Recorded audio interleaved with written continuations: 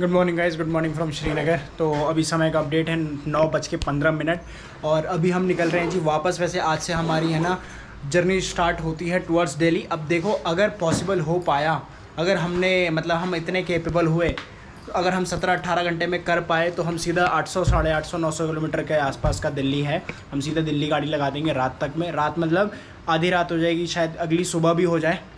In case अगर ऐसा लगा कि भाई बहुत दिक्कत होने वाली है तो फिर हम शायद बीच में रुक भी सकते हैं। और बाकी वैसे अभी 1-2 जगह जाना है जहाँ पे अपने को कुछ शॉपिंग करनी है, कुछ चीज़ें मैं आपको वहाँ पे दिखा दूंगा और बता भी दूंगा। तो अभी जल्दी से हमने सारा लगेज अपनी बाइक पे बांध दिया है। और हिमालयन का आजकल लगेज का सेटअप बहुत ज़्यादा हो गया है। एक तो टॉप बॉक्स है, मेरा वाला जो बैग था वो तो था ही, एक इशू का बैग था उसको भी मैंने अपने बैग के ऊपर बांधा हुआ है। तो लगेज आज बहुत ज़्यादा हो गया है। बाकी हिमालयन कैरी कर लेगी, कोई प्रॉब्लम नहीं है। अब जल्दी से निकलते हैं क्योंकि बहुत लेट हो रहा है हमारे को। हम सुबह 7 बजे 6:30 बजे उठ गए थे। हमने सोचा था कि हम 7:30 बजे तक 8 बजे तक निकल जाएंगे, बट अभी 9:15 यहीं हो गए हैं। अब जल्दी से निकलते हैं, कुछ खाया भी नहीं है, रास्ते में नाश्ता भी करना है अपने को। टानमर्ग गुलमर्ग से कुछ 10-15 किलोमीटर पहले पड़ता है, 10 किलोमीटर पहले शायद।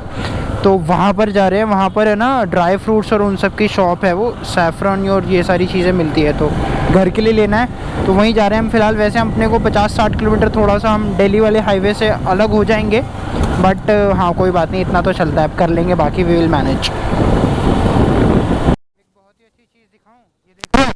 इस बंदे के पीछे बैकपैक में बिल्ली को डाल रखा है उसने, और ट्रांसपेरेंट बैकपैक है, बहुत ही अच्छा लग रहा है वैसे देखने में।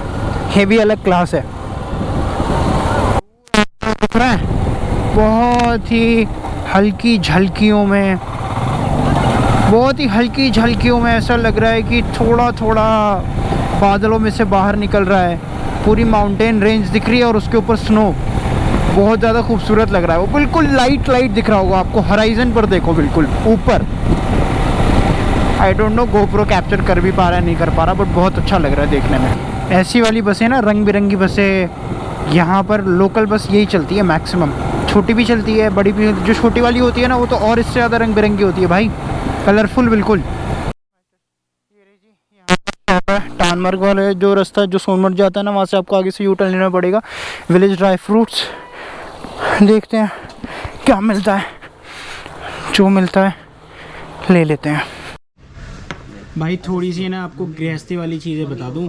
ये है जी केसर, 320 रुपये का 1 ग्राम। बाकी इसमें ना मतलब 2-3 चीज़ें बताई भैया ने कि 2-3 चीज़ें आप चेक करोगे तो उससे आपको पता चलेगा कि ओरिजिनल है या फिर डुप्लीकेट है, या फिर वो मतलब वो जो होता है ना केमिकल वाला है वैसा है। तो एक तो था कि पानी में डाल के छोड़ दो तो वो येलो कलर आ जाएगा, है ना, और इसका जो रेड कलर है, जो मरून कलर है, वो कलर नहीं जाएगा चाहे जितनी देर के लिए भी छोड़ो आप। और क्या बताया था आपने? मौजूद रहेगा खुद। अच्छा, ये डिज़ोल्व नहीं होगा? डिज़ोल्व नहीं होगा। ओरिजिनल केसर जो है, हाँ, उसको आप कितना भी उबालो डिज़ोल्व नहीं ये होगा। डिज़ोल्व नहीं खुद होगा। मौजूद रहेगा, कलर छोड़ता रहेगा। अच्छा, बिल्कुल। ओके। तो ये है जी। और तीसरा मैंने ये भी सुना है कि ये है ना, इसका टेस्ट जो है ना, अगर आप जुबान पे रखोगे तो बिटर होता है, बिल्कुल कड़वा ओरिजिनल टेस्ट केसर रहता का है। टेस्ट बेटर रहेगा। हाँ, तो ये है।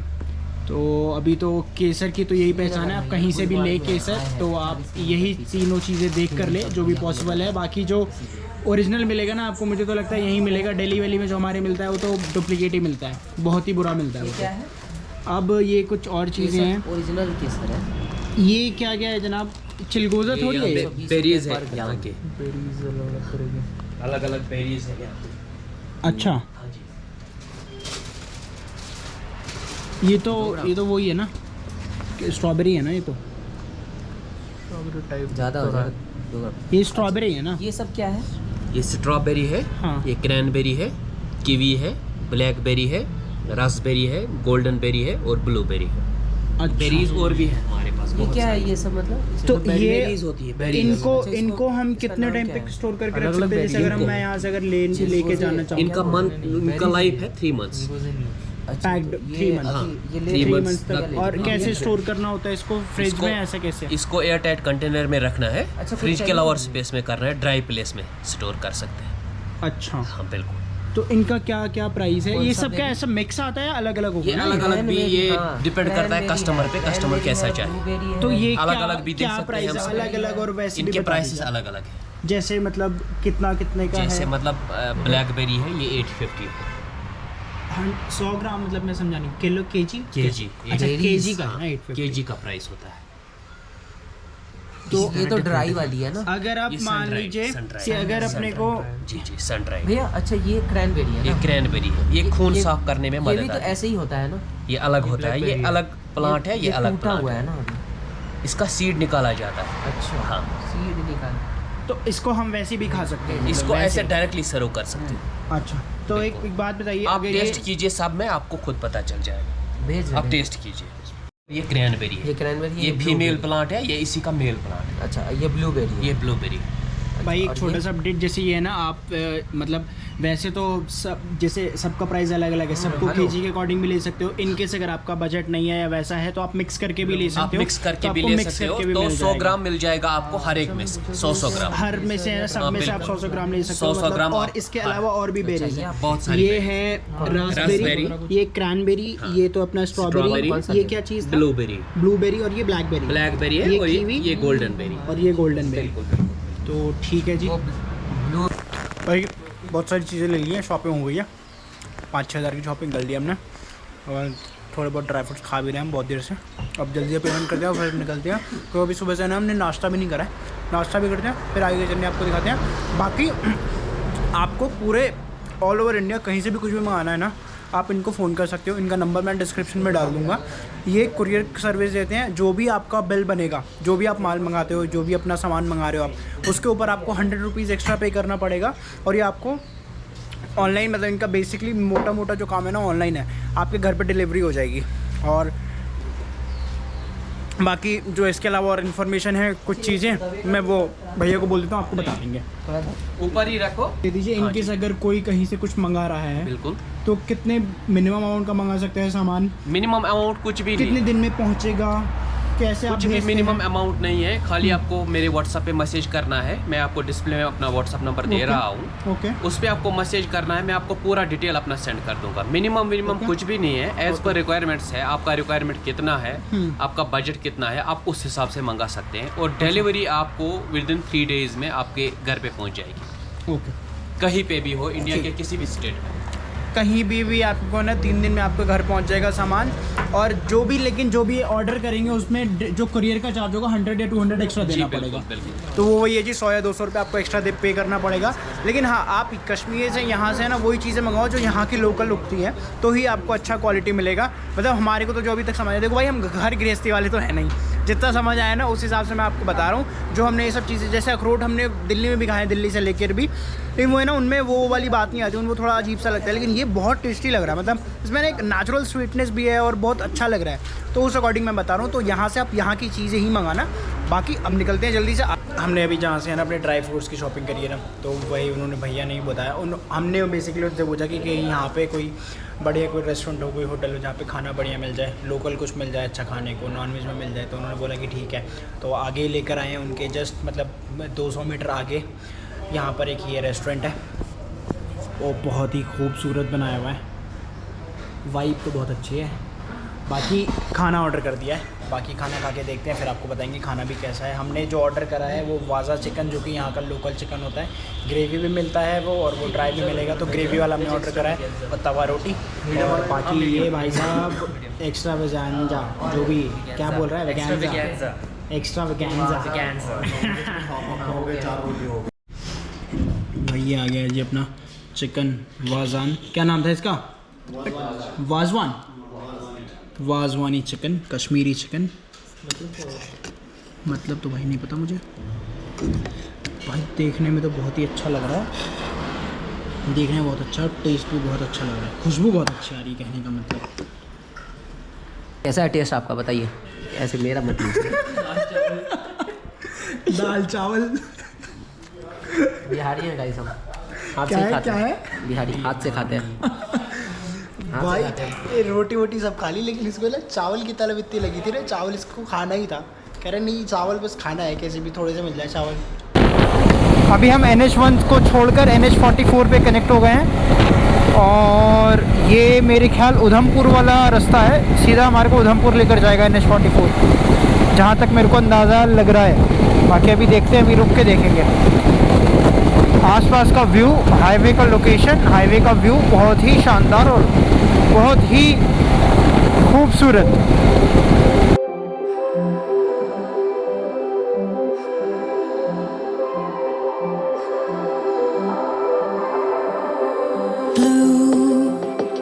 The feeling behind my eyes, you stood out 'cause you were in red. Then against my intentions I let you turn me violet instead. Runway type मेरे अकॉर्डिंग इस वजह से बनाया है क्योंकि पीछे ना थोड़ी दूर पे पहलगाम भी है, अनंतनाग आगे आने वाला है 15-20 किलोमीटर के बाद। तो इसी रीज़न से शायद यहाँ पर ये बनाया हुआ है कि इनकेस अगर कोई इमरजेंसी एयरफोर्स के एयरक्राफ्ट को लैंड करना हुआ ना तो यहाँ पर लैंड करवा सके, क्योंकि ये है ना कोई बीच में बैरिकेडिंग नहीं है और बिल्कुल रनवे वाला फील दिया हुआ है। देख रहे हो बड़े बड़े चेक मार्क्स, स्ट्रिप जो पूरी बना रखी है और बहुत ज़्यादा ये सीमेंटेड रोड है, बहुत ज़्यादा टफ रोड बना रखी है। और आसपास देखो कुछ भी नहीं है, कोई बैरिकेडिंग कुछ भी नहीं है। समझ नहीं आ रहा, पिछले है ना 10 किलोमीटर से 15 तो नहीं 10 किलोमीटर से है ना ये ट्रकों का जाम लगा हुआ है। लाइन से पूरे ट्रक खड़े हुए हैं, बिल्कुल एक साइड ऐसे ही खड़े हुए हैं भाई। सिर्फ एक लेन छोड़ रखी है, कहीं कहीं 2 लेन खुली हुई है जाने के लिए, ट्रक भरे पड़े हैं। अब आई डोंट नो ऐसा क्यों है, आगे का रास्ता बंद है या क्या हुआ, क्या रीज़न है वो तो थोड़ी देर के बाद ही समझ आएगा, जब तक हम इसको क्रॉस करके आगे निकलेंगे। ये ट्रक का ट्रैफिक तो ख़त्म ही नहीं हो रहा है, समझ नहीं आ रहा मेरे को। अभी तो पीछे इतना ट्रैफिक था कि 1 किलोमीटर के लिए दूसरे रास्ते से जाना पड़ा था।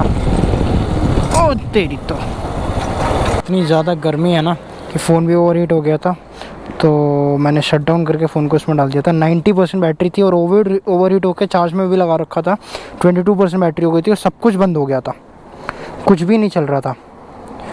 अब देखें बस चल जाए। रह गए दोनों अपने लड़के, बनहाल काजी गुंद टनल NH44। ये है जी बनहाल काजी गुंद टनल NH44 में। शानदार टनल लग रही है ये तो।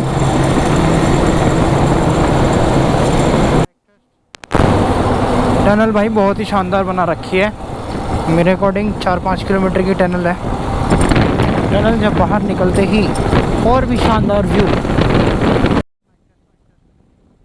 ट्रेन की बत्ती जा रही है, ये से छोटा सा टनल है जहाँ से हम जाएंगे, बहुत ही शानदार बनाया हुआ है।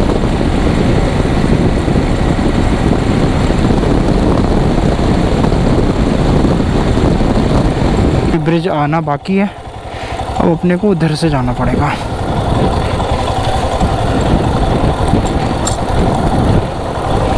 टोटल कुछ 70 किलोमीटर के बाद हमारे को टारमैक मिला है और अच्छी रोड मिली है, थोड़ी सी बनी हुई।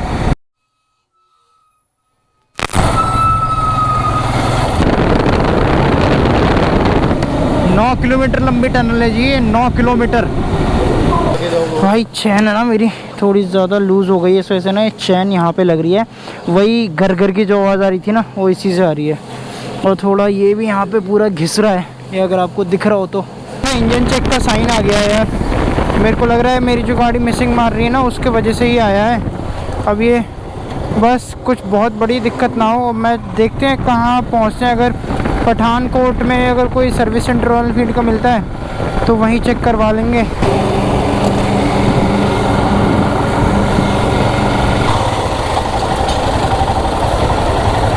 समय का अपडेट है 9:25 और अभी इस टाइम पे हैं हम पठानकोट से। इस टाइम पे हम पठानकोट से लगा लो आप 8 से 10 किलोमीटर पहले होंगे। और जो हमने दिन में ब्रंच करा था उसके बाद हम अभी कुछ खाने के लिए रुके हैं। बहुत ज़्यादा भूख भी लग रही थी और बहुत ज़्यादा थकान भी हो गई है, पूरा रास्ता बहुत ज़्यादा ख़राब हो रखा है। खाना भी आ गया है हमारा। अरे हेलमेट साइड करो यार। ये रही दाल मखनी, ये रही दम आलू, प्याज नींबू अचार और अभी रोटी आने वाली है।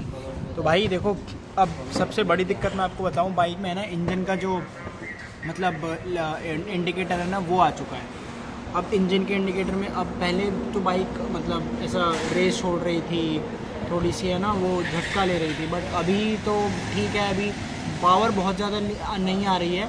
तो मैं उसको अभी 70-80 पे कैसे भी करके चला रहा हूँ, अभी चल रही है। अब देखते हैं कब तक चलेगी। इनकेस अगर बहुत ज़्यादा दिक्कत हुई रास्ते में तो फिर कहीं रुक कर अपने को होटल लेकर सोना पड़ेगा, फिर हम सुबह देखेंगे क्या कर सकते हैं। नहीं हुई, अल्लाह का शुक्र रहा, तो फिर भाई हम ऐसे ही 70-80 धीरे धीरे चलते चलते हम दिल्ली पहुंच जाएंगे। बाकी अब पहले खाने पे कंसंट्रेट करते हैं, बहुत ज़्यादा भूख लग रही है। ये सुबह के 7 सवा 7 हो रहे हैं, ठीक है। हम रात को है ना इसी हाईवे पर ही, ये जो हाईवे दिख रहा है आपको, यहीं पर ही हमने होटल लेके रुक गए थे हम, क्योंकि खाना खाने के बाद ना मेरे को बहुत ज़्यादा नींद आ रही थी, ऐसा बॉडी मेरी हिल रही थी। राइड करते करते जी रॉयल एनफील्ड के सर्विस सेंटर आना पड़ा। तो जो कल मैं आपको बता रहा था कि मेरी गाड़ी में ना चेक लाइट आ गई थी, तो चेक लाइट थोड़ी दूर के थोड़ा टाइम के बाद है ना चली भी गई थी, 2-3 घंटे के बाद। उसके बाद से हम रात को रुक गए थे, हमने स्टे करा पूरा, कुछ नहीं हुआ। सुबह गाड़ी स्टार्ट करी, कोई चेक लाइट नहीं आई, कुछ नहीं हुआ, कोई थ्रॉटल मतलब ऐसा है ना मिसिंग मारने वाली कोई भी प्रॉब्लम नहीं आई। 70-80 किलोमीटर हमने चला भी लिया। हम फगवाड़ा रुके, हमने नाश्ता करा। नाश्ता करने के बाद हमारे को इशू को छोड़ना था, क्योंकि इशू की ट्रेन है परसों की, उसको छोड़ा। उसके बाद से जब स्टार्ट करा तो भाई बस फिर वो सत्यानाश हो गया हमारा। मतलब हमारे को ना गाड़ी रोकनी नहीं चाहिए थी। अब वो रोकने के बाद भाई जैसे हम पहले गियर में उसको स्टार्ट करते हैं, तो पहले गियर में स्टार्ट करने के बाद है ना सिर्फ मुश्किल से वो 1000-2000 आरपीएम पे जा रही है, और उसके बाद से फिर गाड़ी का इंजन कट ऑफ हो रहा है। अब शुक्र इस बात का है अल्लाह का कि हम हाईवे पे थे, हाईवे से करीब 2.5-3 किलोमीटर के अंदर ही सर्विस सेंटर था। तो वहाँ से थोड़ी दूर मैंने धक्का मारा, थोड़ी दूर धीरे धीरे करके कैसे भी चली वो, तो 1000-1500 आरपीएम में धीरे धीरे करके उसको लेकर आ गया। तो अभी देखते हैं क्या प्रॉब्लम है। मेरे को जहाँ तक लग रहा है ना कि इंजेक्टर में उसके कचरा चला गया होगा, शायद यही सबसे बड़ी प्रॉब्लम है। बाकी देखते हैं और आपको बताते हैं।